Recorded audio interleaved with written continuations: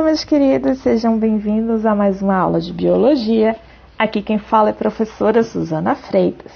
E o nosso tema hoje é a Biologia da pandemia da Covid-19.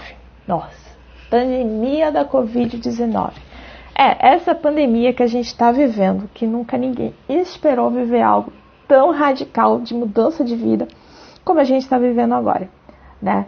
Logo nós, brasileiros, que amamos um calor humano, um abraço, um aperto, aglomeração, a gente está tendo que evitar tudo isso. Então a pandemia ela tem mudado as nossas vidas, mas vamos entender um pouquinho o que é que a biologia pode nos favorecer nesse momento para que a gente possa passar ainda melhor por tudo isso. Primeiro vamos conhecer, né? Quem é a Covid-19? Que doença é essa? Bem, gente, Covid-19 é o nome da doença, tá? Então, primeira coisa para a gente descrever a nomenclatura das coisas certinhas. Quando a gente fala Covid-19, estamos falando de uma doença. Ela é uma doença considerada uma síndrome respiratória aguda grave. Ou seja, ela acomete principalmente o nosso trato respiratório. Não significa que esse vírus não possa atacar outros órgãos, tá? Ele pode atacar sim, mas o principal ataque e os principais sintomas estão ligados ao trato respiratório. Conhecidamente, a gente tem aí que esse vírus ele foi detectado e identificado em dezembro de 2019, na China, na cidade de Wuhan, primeiro local onde essa doença apareceu. Só que nós vivemos num mundo globalizado, certo? E esse vírus, ele tem uma facilidade de contágio, então ele foi rapidamente disseminado para todo o mundo e levou a Organização Mundial da Saúde, que é quem faz as normas de convivência, quem faz os protocolos para novas doenças, determinou em março de 2020 a doença da Covid-19 como uma pandemia. Mas o que é pandemia mesmo? Bem, pandemia é quando uma doença infecciosa ela passa, para diferentes continentes, pelo menos 3, e ela já está com a transmissão sustentada pessoa a pessoa. Significa que a transmissão já é local, tá? Então, se uma pessoa adoece em outro país e vem para o seu país, ou adoece em um país e vai para outro país, mas essa doença não se espalha e não tem transmissão local de pessoa para pessoa, não se torna uma pandemia. Mas quando a transmissão já se dá pessoa a pessoa, uma pessoa que não saiu do seu país, já passou para outra, então a gente tem aí já uma disseminação sustentada, tá? Então, quando a gente fala de doenças infecciosas, a gente pode decretar 3 estados: o surto, a epidemia e a pandemia. E elas se resumem à condição geográfica e o número de doentes, de acordo, com o local. Por exemplo, se a gente tem uma doença que ela se restringe à cidade do Recife, e ela não está sendo levada para outros locais, então isso é um surto. O adoecimento ele está isolado geograficamente a um determinado local. Então, quando é pequeno, é surto. Quando essa doença ela já começa a atingir mais pessoas e se espalha por quantidade de locais maior, a gente já tem uma epidemia. Então, a gente pode ter epidemia como uma epidemia no estado, uma epidemia no país, uma epidemia no continente. Mas, se essa doença se espalhar para pelo menos mais 3 continentes, a gente já pode classificar como pandemia, tá? Pandemia só quando ela atinge boa parte do mundo. Então, essas 3 nomenclaturas, elas se referem a tamanho, espaço do ambiente de disseminação. E quem é esse vírus? É uma doença viral, ou seja, é uma virose, né? provocada pelo novo coronavírus. Novo por quê? Porque a gente já convive com tipos diferentes de coronavírus há muito tempo. O coronavírus está presente tanto em outros animais como no próprio ser humano. Tá? Só que esse novo coronavírus é uma mutação recente. Os vírus também evoluem. Eles sofrem mutações que fazem com que eles se tornem um pouco diferentes, normalmente mais resistentes, né? No caso, para ele conseguir causar um estrago como esse está causando aí. Então, o SARS-CoV-2 é uma mutação do vírus da família Coronaviridae. Corona por conta dessas espículas, né, de proteínas que a gente vê que formam uma coroa aqui nesse vírus. Né? Ele também é classificado como beta-coronavírus, de acordo com a sua bioquímica, certo? Que é uma família de vírus causadores de infecções respiratórias e que nós já tivemos contatos com outros desses coronavírus em outros momentos de pandemia na história, como a pandemia do vírus SARS e a pandemia do vírus MERS. Né? Graças a Deus, essas duas pandemias aí não atingiram o Brasil como essa atingiu agora. Né? A pandemia do novo coronavírus atingiu violentamente o Brasil, mas até então a gente já conhecia alguns outros coronavírus, mas a gente não tinha uma vacina desenvolvida. Bem, e como é a estrutura desse vírus? Como ele é formado? Ele primeiro tem um envelope. Lembrando que o envelope é uma característica extra. Nem todo vírus tem envelope, mas esse tem. Então o envelope dele é essa estrutura que está aqui em vermelho e rosa. Tá?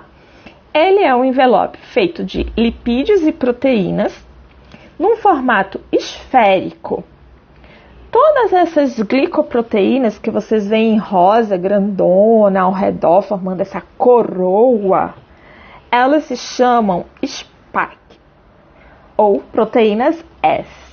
São as proteínas fundamentais para que esse vírus consiga infectar uma célula humana, certo? E ele também possui proteínas adicionais nesse seu envelope.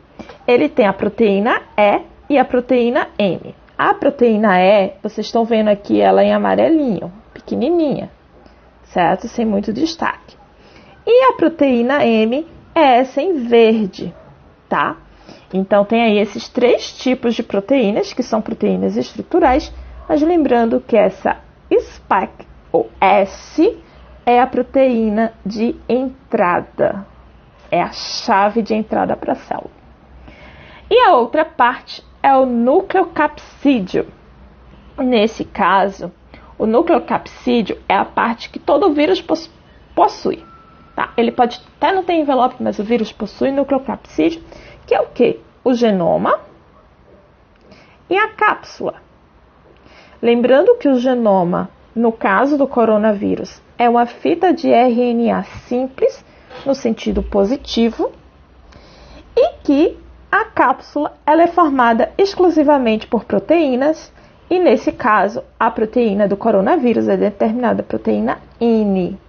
Então, vocês podem ver aqui no desenho, vou dar uma ampliada, que tem uma fita de RNA enroladinha, é uma fita simples, e tem várias proteínas cor-de-rosa aqui, ó, que eu estou circulando de vermelho, que está fazendo a cápsula dessa proteína.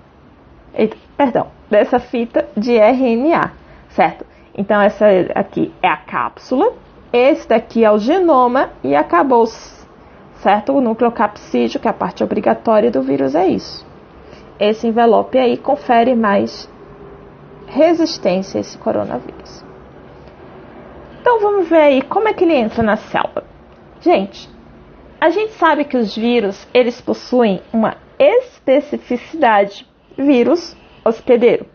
Um vírus, ele só infecta uma célula cujo ele consiga produzir uma proteína-chave para entrar naquela célula. No caso do coronavírus, essa proteína-chave é essa proteína Spike, que é justamente essa que a gente vê, né, formando a coroinha do coronavírus. Essa proteína, ela consegue se ligar a um receptor da membrana, que no caso é uma enzima ACE2.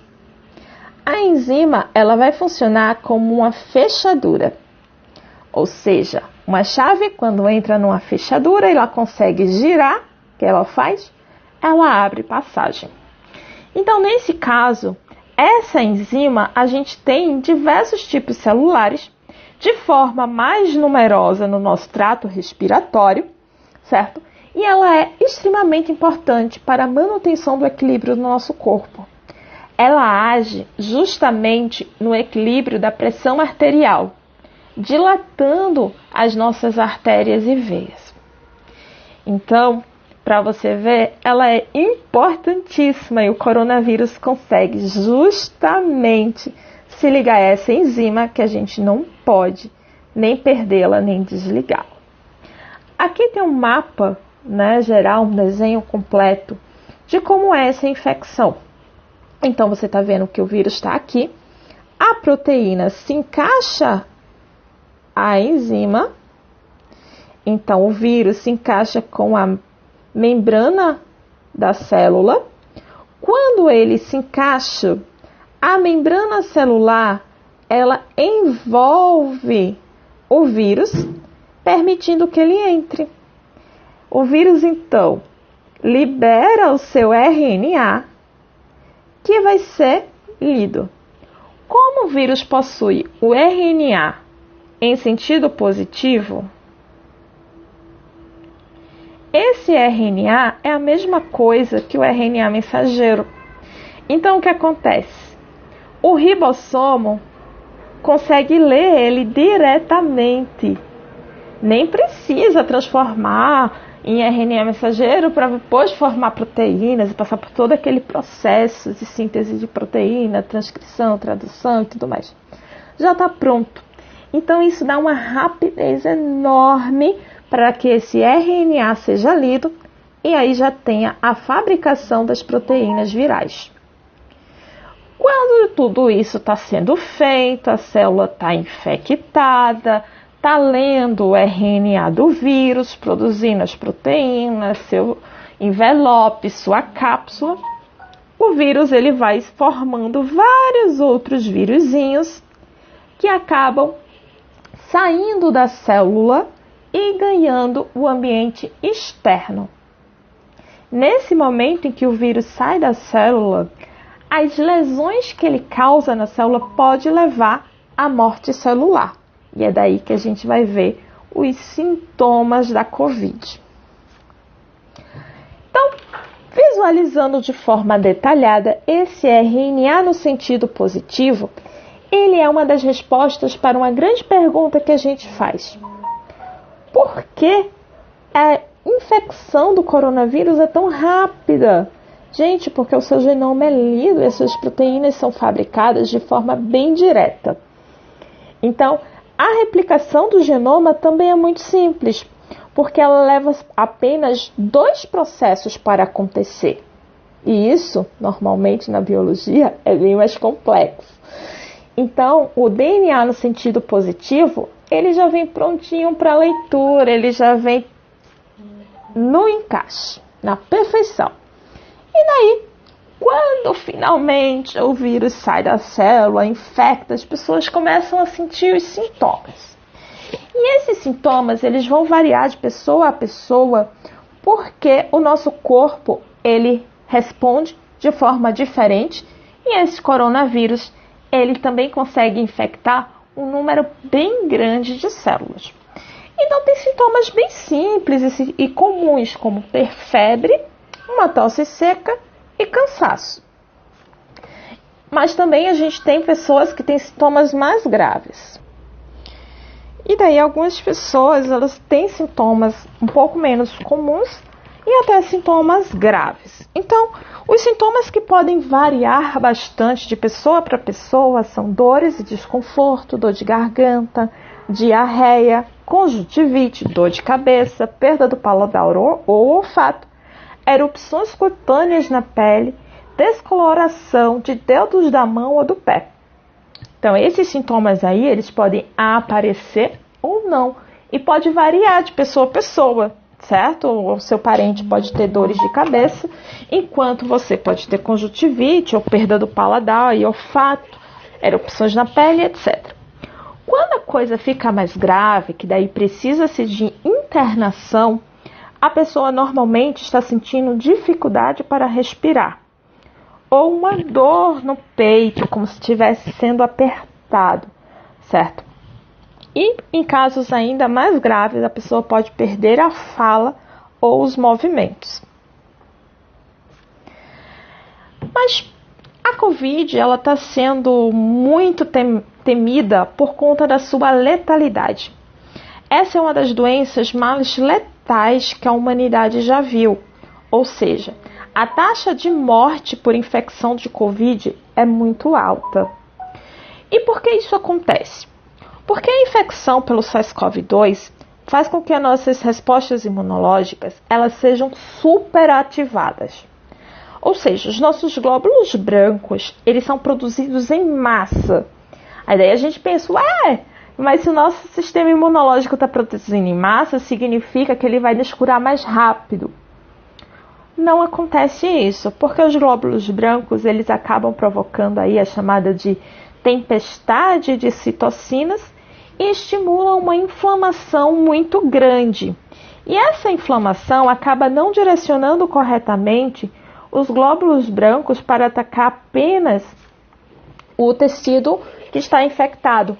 E ele acaba provocando lesões em tecidos, certo? E atacando células que não estão doentes. Ou seja, começa a atacar tudo no nosso corpo, inclusive os tecidos saudáveis. E daí faz com que as lesões se multipliquem e o nosso corpo fique mais debilitado do que o normal. E é isso que causa essa grande letalidade. Como é que a gente vai pegar o coronavírus, né? Ou como a gente pode se prevenir? E sabendo como se pega, a gente se previne, né?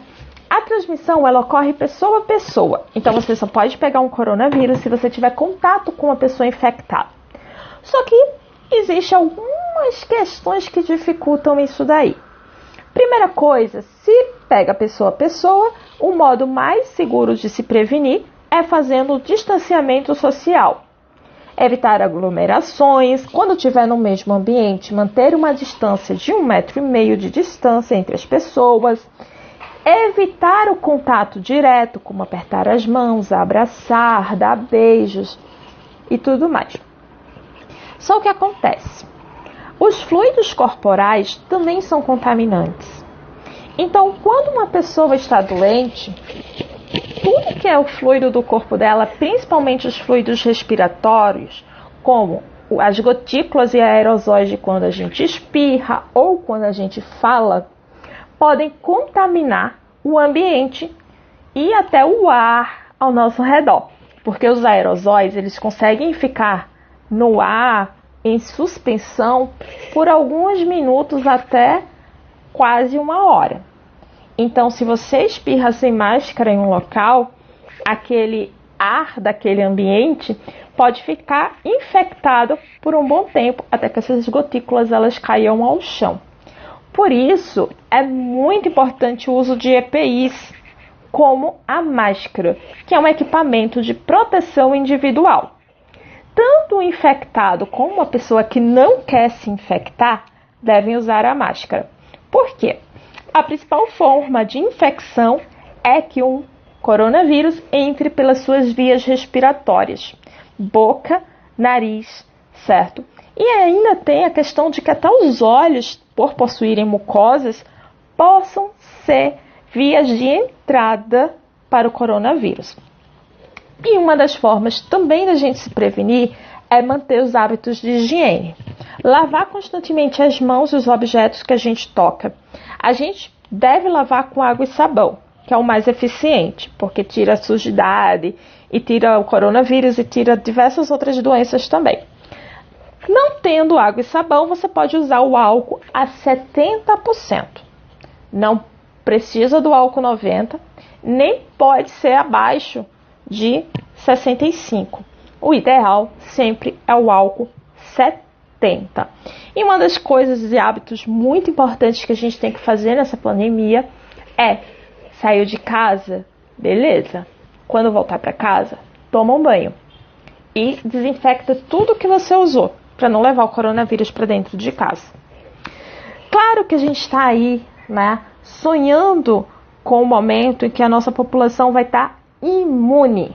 Ou seja, a gente vai ter defesas no nosso corpo suficientes para não desenvolver a forma grave da doença. A vacinação, ela já é uma realidade.